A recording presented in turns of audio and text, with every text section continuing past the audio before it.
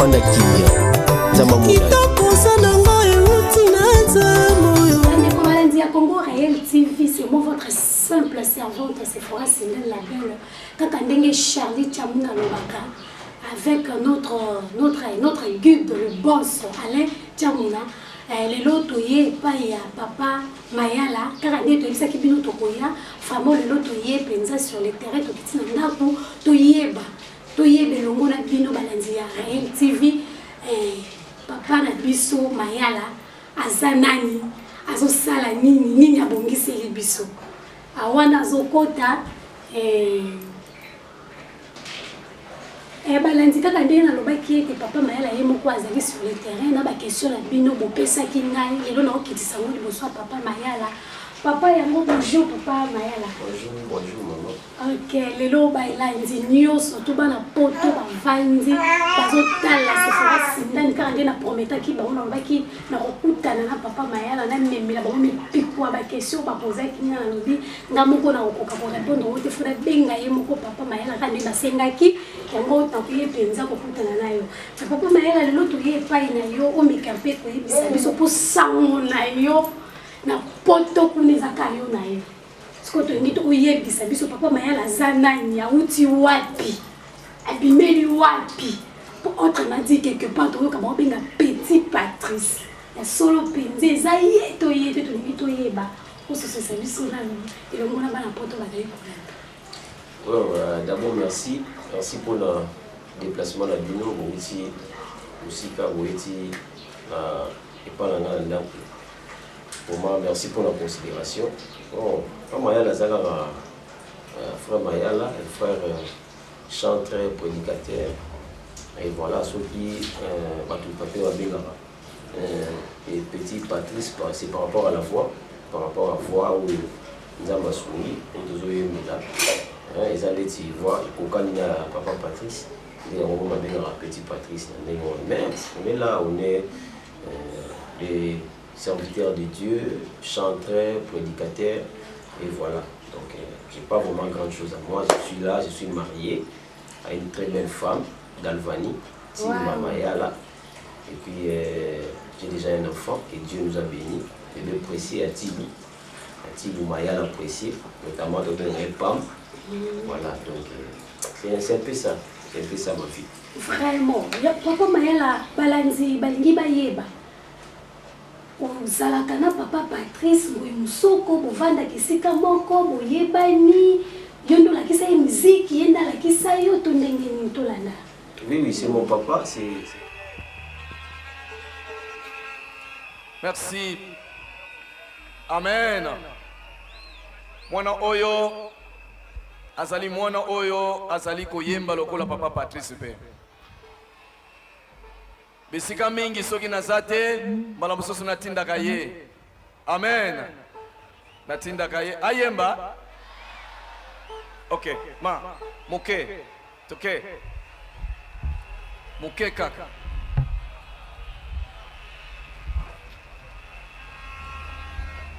Papi.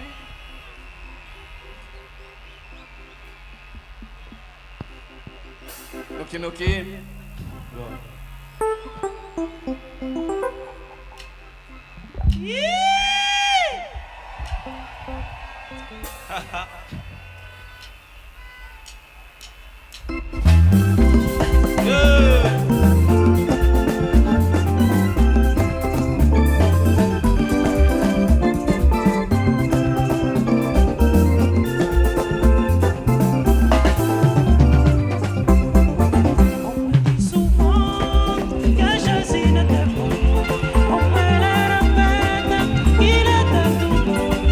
Choisis à ta trip.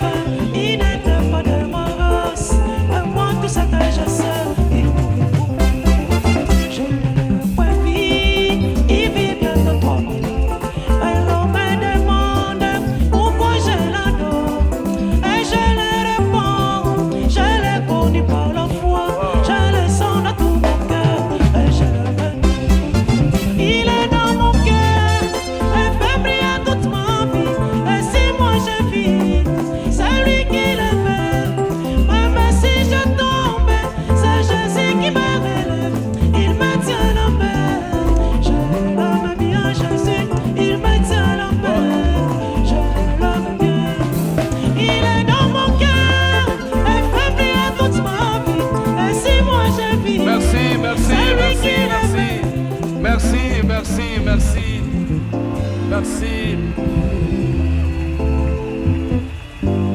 Merci.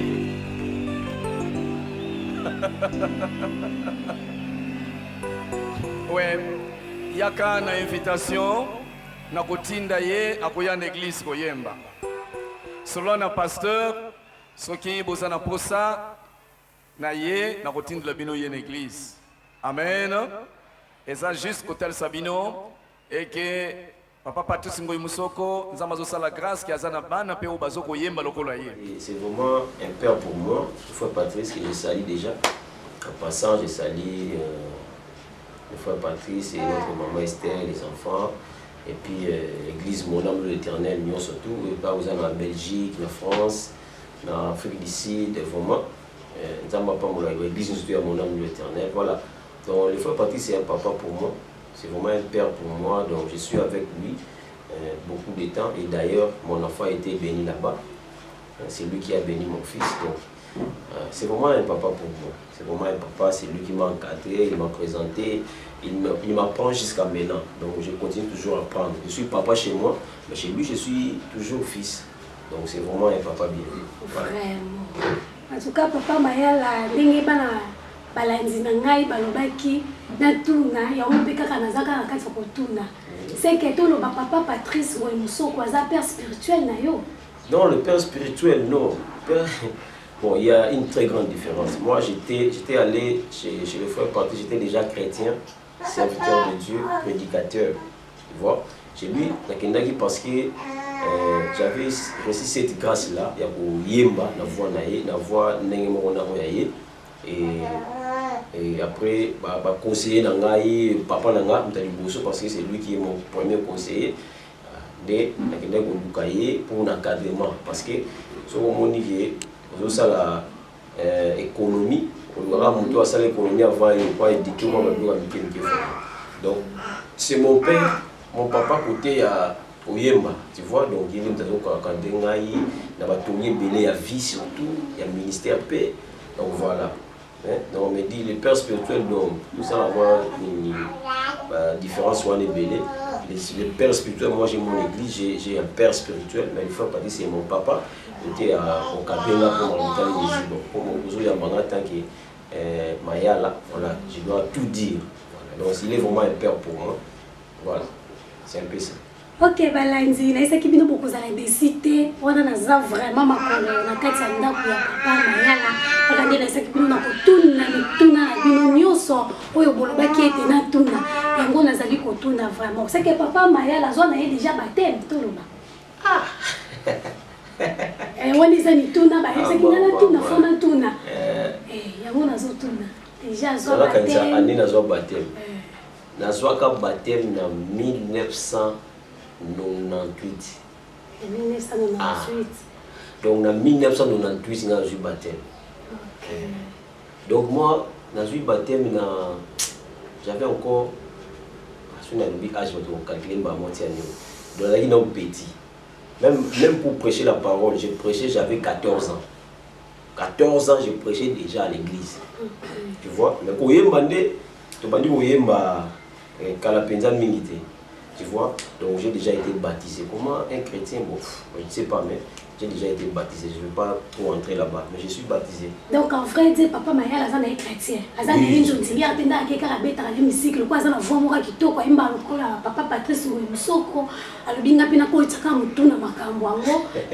est chrétien, l'église, c'est un chrétien ou comment? Non, je suis chrétien.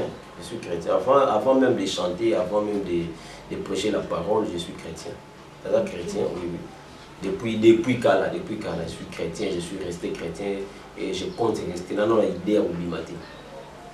C'est quoi, tu dis que papa Mayala, papa Patrice pour sera le bien ça la kunga wa kangi miso papa Patrice Ngoyi Musoko. En tout cas, merci papa Patrice Ngoyi Musoko que je vous salue de loin parce que au sala pour sala pensa musala malamu na nzela ya lisungia nzambe ozo sala musala na yo malamu apesi ba fruit na ngo ezo monana. So to ngito e papa Mayala asala déjà pe ba pom na ye to ndenge ni interprétera kaka to azape na orchestre na ye moko azo ko encadrer pe lelo lobi epeli abimisa pe bana na ye na groupe na ye to ndenge. Oui, nous avons déjà dans un groupe depuis Kala. Et puis les frères Patrice connaît déjà qui est dans un groupe, mon papa spirituel, a lui dans un groupe, tout le monde a eu les frères dans un groupe. Et puis album, oui, album des amis. Album des amis, maintenant l'album dans la Bible sans outil. Donc ça m'a rebellé, au bio on soit producteur, on connaît bien. Et puis tant qu'on attend au Bible ça m'a bini. Trop de choses dans mon moni, pour tirer la besoin. Mais à vrai dire, je pense bien déjà en Afrique d'ici, dans la routière.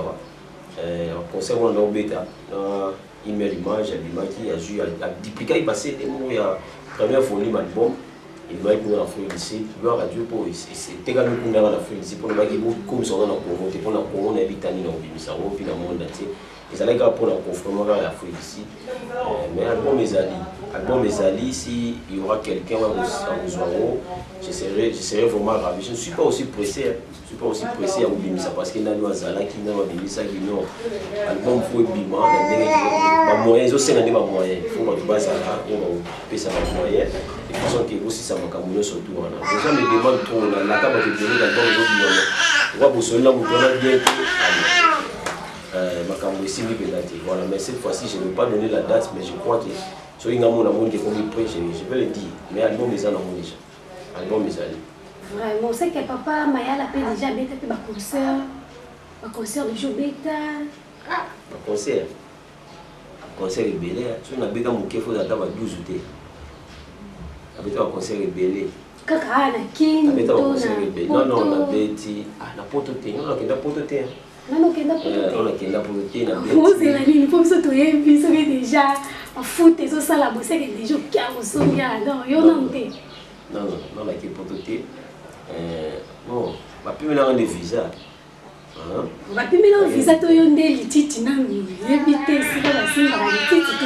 On a dit titi bien. On peut ngana yebi na éviter choses les titi muso les titi tu vois. Donc ça qui non, ça qui fallait que les États-Unis mais ba plus maintenant visa. Surtout ba plus maintenant visa. Rien à dire, la bien c'est que ba monique bon ça va nzambi. Obinga iba comme ça ezo ila ngani kolo. Na on comme leçon.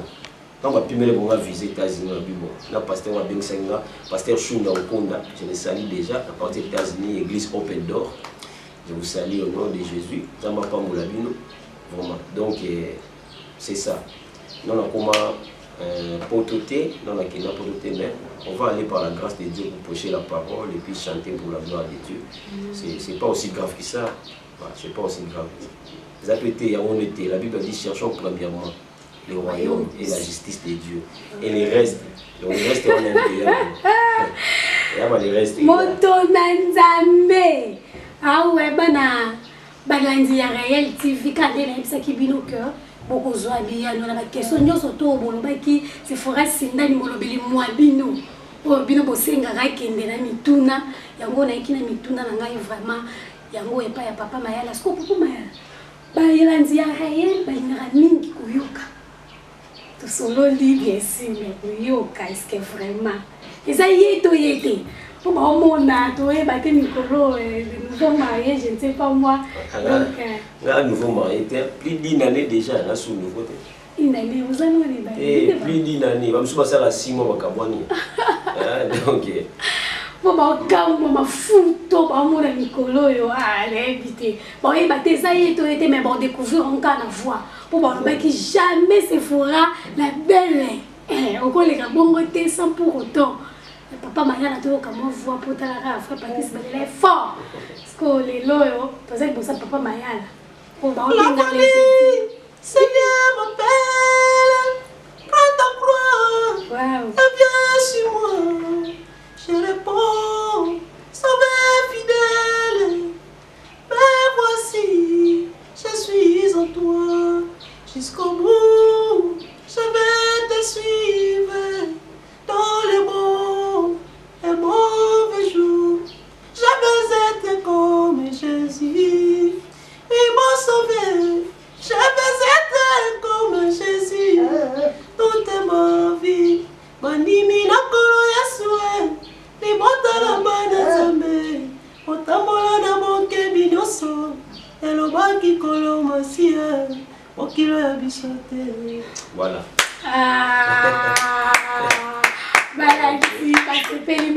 C'est vraiment qui te sentir vraiment que non ton différence c'est ça tu so yemba okangi misolobi frère Patrice faut misu boye eza nango papa Mayala mais c'est que papa Mayala balanzi baba ki na tuna papa Mayala za pasteur toi za frère non c'est sur le thème on va faut ça pasteur non kasi poto lelo tozomona yembi ya bimisi mwa des albums na yale lelo akomi pasteur a bishop bakomo benga ye nani tobosani ke balobi mutu na mutu asala musala na ye to bayembi boyemba bateyi boteya baprophète totikeli musala baprophète basala sikoyo lelo toyebi te osali mwa nini boye okomi robo shaka siko tozoyeba te papa Mayala paza pasteur asani église na ye to azaka musicien to ni penza to ye non faut ça la part des choses pas depuis même avant on nous a battu nous sommes en benga la musique mais après on benga dans le ministère ça on m'a bêté mais ce que ça là on est pour na moninga wana sala ki wana ko mabe ça veut dire ici souvent bon les gens me connaissent parce que bon ba te belé ba yebinga pour frère Mayala Soyemba. Mais avant de chanter, moi je t'avais dit ici, j'avais 14 ans, je prêchais déjà la parole. 14 ans. 14 ans déjà, je prêchais la parole. Mais au Yemba, on a la vingtaine. Nous avons une vingtaine déjà. Donc 7 ans ou bien 8 ans après avoir qu'on a déjà, nous avons Yemba. Tu vois, donc, les gens on a faut qu'on pasteur. Non. Je prêche la parole, même. Là où j'étais en Afrique du Sud, à Lubumbashi, j'ai prêché, à Brazzaville, Matadibo, Mamouanda, j'ai prêché Pointe-Noire, beaucoup de places. Kinshasa, oui, je viens de terminer un séminaire, je suis en plein séminaire, donc je prêche. Donc c'est mon travail, tu vois. Mais c'est là, ne veut pas dire que ceux qui m'ont demandé au Yemba, à Zoté, à Bimé qui bande la Bible, non. Mais ceux qui ont au salon, là c'est mauvais. Mais si c'est Dieu qui t'a permis, c'est Dieu qui t'a donné ça, il faut le faire. Tu vois, donc le frère Mayala c'est un prédicateur, c'est un chanteur. Tu vois. Mais tu as dit que les frères ressources, ça a monté la théologie. C'est une théologie, c'est un diplôme de théologie. Mais c'est la gamme que l'on a colbeta. Tiens, moi après. Yakoyekola molimo osantwe Yakoyekola molimo osantwe Yakoyekola maele oyazambe mokozi na bomo maele yazambe mokozi Nanzembo wana Jésus mon théologie est bien mais là c'est sûr qu'il y a la théologie nzamba benga pour la théologie ba pesa ra col na diplôme mais ça va rater et loko est benga na milimu mabe parce que pour na benga na milimu mabe abanga école pastorale te abanga moté abanga pe ba diplôme ya théologie yo zwate mais milimu mabe abanga ka iloko nzamba tsakati na yo soko zo batela ngope voilà donc avant que nous ça la théologie ba pasteur nyo surtout ba na théologie cela ne veut pas dire que nzamba ngabenga ba moté mususu atali ke na l'art nanga na osala nga pe ya beti ne pa nga poza na mbongo akosoma ne lopango bien beti pe nga bien akini théologie ba pesi pe kola ba ni pour te ya ba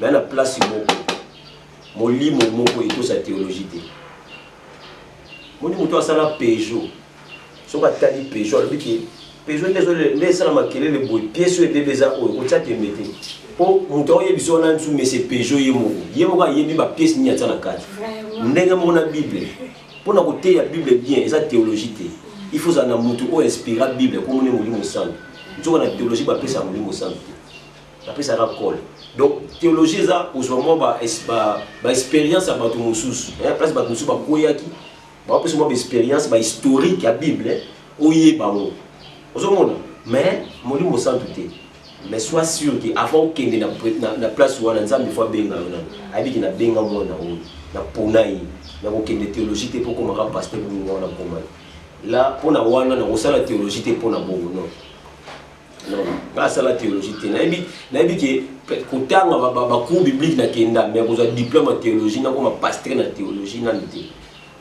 voilà mais nandi peut-être dans salon. Yo ni na comme pasteur té. Non, comme pasteur faut ça théologie. Mais mingi to ka non, ce n'est pas ça. Faut les canards. Té. Mais c'est na IB. Faut les canards IB. Théologie ça quoi licence quand des moun soit ça l'économie, la licence d'économie, vous avez licence en théologie. Ça n'est mode.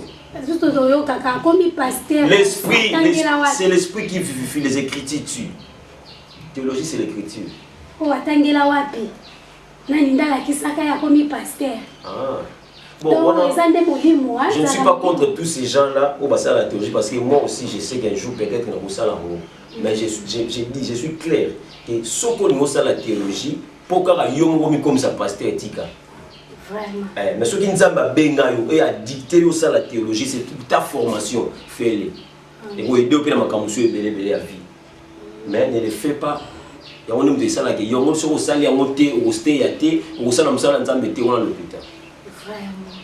Oh, kitoko makasi papa mayala to sepela ki mingi vraiment kozala liboso na yo oyando la biso na mituna oyo uti par-ci par-là o bana nzambe bavanda ki ebele kolanda koyoka nini oyo ezali kobimakati ya papa Patrice tika to benga déjà papa Patrice pour monde entier zo bengo petit Patrice donc combo oyo peut-être na invité soki papa mayele kozala sous en plein pour petit Patrice les o cartonné. Donc, Dimara, comme moi, la petite Patrice. Donc, et ça la carte bongo nene. Donc, c'est comment ça on m'a bêté. Et ça la carte bongo. Donc, on la carte bongo pour. Et ça on peut m'a bêté. Et ça m'a bêté. Oui, pour nous, tu vas pas se là. Parce que, na aussi na mboka mobo. Papa na lobi, so na yambi. On a papa na zolo. Abiso na yambi. Et ça pour un respect au Nazaganango envers papa Patrice. Si vous avez le sang, vous avez le sang, vous avez le sang, vous avez le sang. Pour ce que vous avez le sang, vous avez le sang. Il y a un lobby.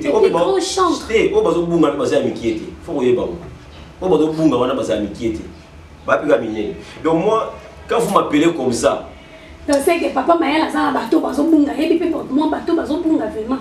Bazo bunga nzela nzambe bazo bunga to yebi aza chantre mais na kuzubo ke bokuti ah yo yembe na nzambe. Yo so kuta mtu mobongo.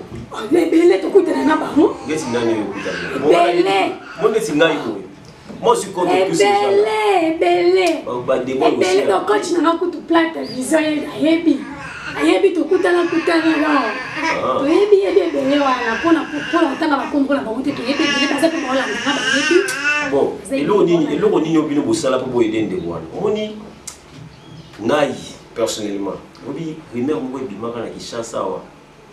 Ba bimisi nani oza na kisi. Oyo akota loge. Nani akota siko bato ba ndeko lo makambo wana. Boyebi bango. Donc moi ba sala ba mission mobimba ka po finga basala nzambi wana ya kosala mission mobimba otanga na kombo na ye Moïse mbi asali boy nani oyo asali boy asimbi kisi siko ngana kutana na muntu wana sala ba mission wana je vous dis omoni makamso sala mwana Kongo eza pasi bana nzambi tango tala émission zo eloko ko édifier je vous dis omoni nzambi alobi bible lobi soki muntu moko abongoli mutema fête na lolo. Si vous avez tout dans ce monde, vous avez c'est que matanga. Au contraire, il y a fête, ils ont contraire à fête, ils ont la matanga. Objectif ni mutu. À cause de la on est dans l'équipe pour na finga muninga na pasteur. Et ça pour na longo la susu mutu moko zaki na 4 églises.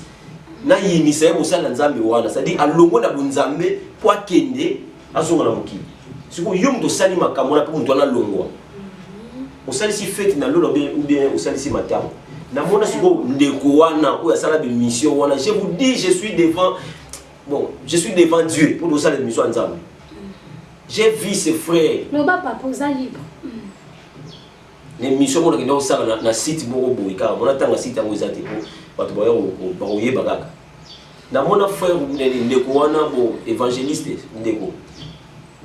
Ayi a mona tout fato ça les missions. L'on va passer dans le cas. Prophète m'a regardé. Ah, prophète. Dans mon salle de mission, on lobby pasteur. Attends, comment pasteur? On lobby pasteur au mingi. Maintenant, pasteur dans le lobby au bangi. Faut pas rater. Montenga tout temps la simba qui nani pasteur Moïse Mbi.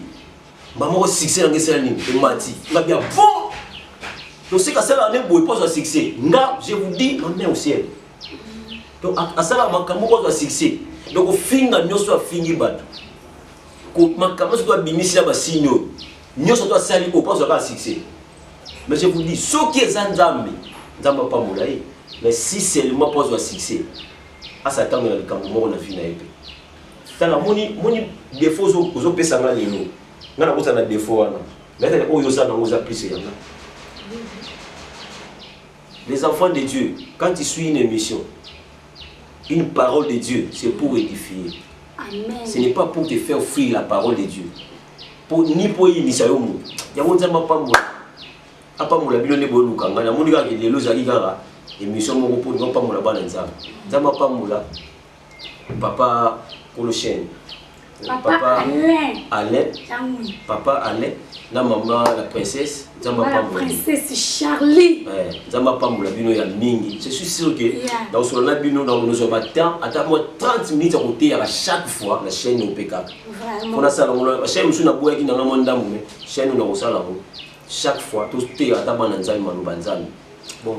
Chaîne oyo eza ya bana na Nzambe biso a to finga kate biso awa to tonga kate biso to yaka kaka to yeba nini oyo muto aso sala to yeba evre na ye en réalité ngala kisa biso nini ngapesa peuple na Nzambe nini biso a to baka kaka kombo Yesu to tombola kaka Nzambe pour eza chaîne chrétien sotama partout na ngolu na nzela ya papa ya nzela ya papa Lena mama Charlie bakunde bazo sala cœur to yambaka bato en tout cas papa Mayala tozaki nesengo mingi penza ya koyamba yo mais balanzi bazo landa yo mo soko za mo likambo message nini oyo bombelaki ba bana Nzambe na ba fan nyonso to balingaka yo balingaka pe papa Patrice en général eza nini message nini penza oyo bombaki po na wana samoke iwapi motema Nzambe sokobeta isengo oyo mokili okumbelinga mwana wapi akenda olembo ememi wapi satana kutu akomi koseka lamuka longwa na pongi biblia nawe kwei na mbeto lokota lamuka Zamba Pamoula Bino. Alléluia. Zamba Pamoula Bino, Pamoula chaîne. Réel TV. Zamba Pamoula Bino pour le passage na Bino Ndaku. Zamba Pamoula, maman la biso la princesse. Maman Charlie. La princesse Charlie. Na papa Ale Chamuna. Les boss. Zamba Pamoula Bino. Maman Charlie na papa Ale na ebike. Nazana bon obengisa Bino pilati na Congo. Mais on a maman Charlie un jour quand on verra bango bayaka ya kana bango bayaka ya kana bango bayebike bana bango bazape awa bayaka na bango isifika obengi ndenge ozabwe déjà papa zolanda maman pa zolanda bazo yoka donc message déjà sokoma nango donc loba moko ko papa yoka eskana maman bazali ba yoka nini oyo papa Mayala alingi aloba mpona papa na maman po bazolanda pour Nzambe apambola bino maman Charlie et papa Alain Chamuna Nzamba apambola bino ya mingi pona ko disposer ba matériel eti ya wako de sa émission Nzamba apambola bino ya chaîne atangi ba mona ngo ndenge bandi okende ekokende musika Nzamba apambola pe banzela na bino Nzamba apambola bino ngala lingi bino bozala vraiment témoignage on le sait mission oyo baton ba olanda ngo ata deux personnes soki ba eu conscience en vie na ba Nzambe en pambola bino amen vraiment Nzamba pambola pe bato nyonso surtout ba soutenara frère Mayala vous êtes belé donc c'est na bandi ko tanga ba kombo awa donc vous êtes belé Nzamba pambola bino maman Nzamba pambola yo Nzamba pambola pe pa Platini Plata Vision Nzamba pambola les cellules c'est mon ami de tout le temps. Maman, Nzamba Pamoula ya mingi. Nzamba Pamoula pe ma femme. Ma femme. On est dans la raquette. Maman de Nagno. C'est ma femme, c'est ma femme. Wow. C'est ma femme du ministère, c'est ma femme de carrière.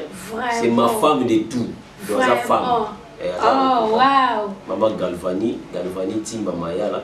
Et puis notre trésor précieux Atibou. Précieux Atibou Mayala. Et j'ai béni tout le monde qui nous regarde. Vous êtes belé. Mon attend comme vous êtes.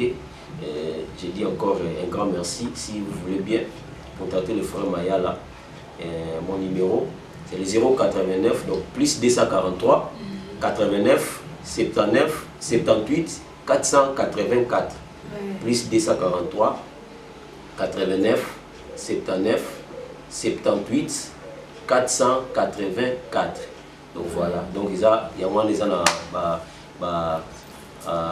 réseaux sociaux surtout. Na Facebook au communiquer Josué Mayala. Bon, Josué Mayala va me bénir, mais sur telle publication, tu comprendras que c'est moi. Donc ouais. Donc une vision encore que la mingité de lancer vision moko Léa mission. Donc on a besoin de soutien à Bino surtout. Comment tu nous appelles ces numéros. Habiter que sur soutenir et biso to va nous boire au pas ma pas maté. On a boire pas nzambe. Na boire qui pas nzambe, na bisi nzambe akalisa yo. Mais papa Mayala na titre album notre yoki lobi kanga munoko. Kangisi nani munoko. Nani ngona zo biluba luba oyo kangisi munoko. Ko déjà pour na mayele vraiment. Te mayele te. Ngolu kaka nzamba sali. Yango komi kumisa pamba ti. Koloba teke zaka ngai te. Fanda kimia. Zama muda.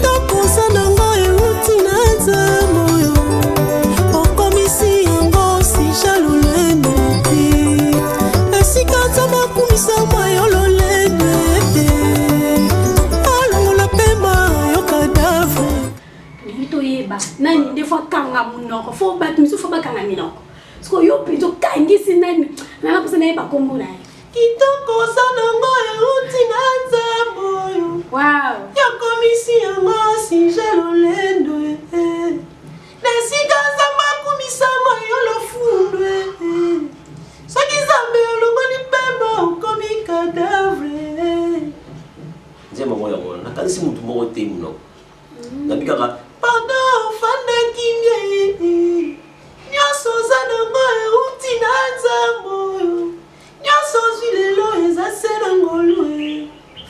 Tout ce que tu as c'est par la grâce de Dieu. La preuve en est premier d'abino la classe. Les premiers d'abino on a nyoko la bino on a yeka les premiers de la classe. So tali vie na lelo. La vie na on osa ba le 24e, ba le 26e. Et ça n'est pas c'est-à-dire ce que vous avez vie aux années, moi papa maman Charlie, moi princesse Charlie. Au comment on a mboka Suisse, mais ba camarade nous autres coulons là bas on va les premiers la classe na bino. Si le bazala ba ndumbi, on sous na mboka ni bazo souffrir. Parce que ça ma commission wana, et ça pose à qui te et ça pose à celui ndenge ni te, mais ça ngola ça. Donc on nzembo na lobi fanda kimia ko ça lo lendo te. Lo lendo ezala te nyoso za na ngoza pona ngolu. Tozo bala na ngolu, tozo bota bana na ngolu.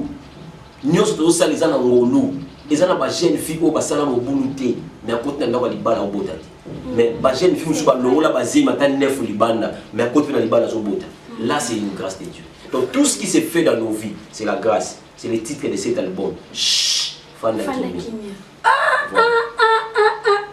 Balanzi na ebi te bozala ke belé liboso ya kotala émission la bino bolingaka mingi o bana nzambe nyonso tu bavanda na bandako bazali kozela yango oyo ya solo penza to komi ya suka ya émission la biso oyoki ye moko papa Mayala ndenge alobi asosodisi biso bana nzambe nyonso o tolingaki toyeba nani oyo papa Mayala azali vraiment nesengo mingi oziyokaki nyonso to oyo alobaki na biso olobaki na wana tuna nani oyo akangisi monoko pia yebisi bino ete akangisi na mutu monoko te eza kaka lolengi akolobi te na bana nzambe nyonso oyo bazalaka bazwi boswi alelo abongi akomi mokosala mwa bisasala makambo akosala koyeba te na wana papa Mayala alobi donc vandaka kimia nyonso oza nango euti epa na nzambe.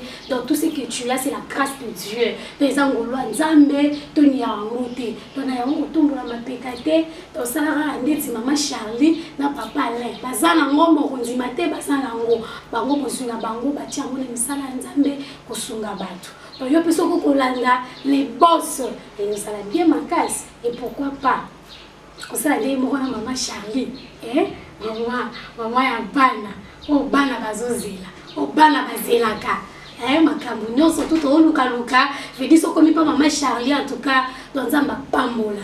Merci beaucoup. On a tout mis na suka ya émission na biso oyo bozelaki mingi kaka ndenge tolobaka na bino. Bokoluka bokoyeba bosolo pe bosolo ekobikisa bino. En tout cas ngai na bino namoni tosuki awa tokutani na prochain numéro. Bye.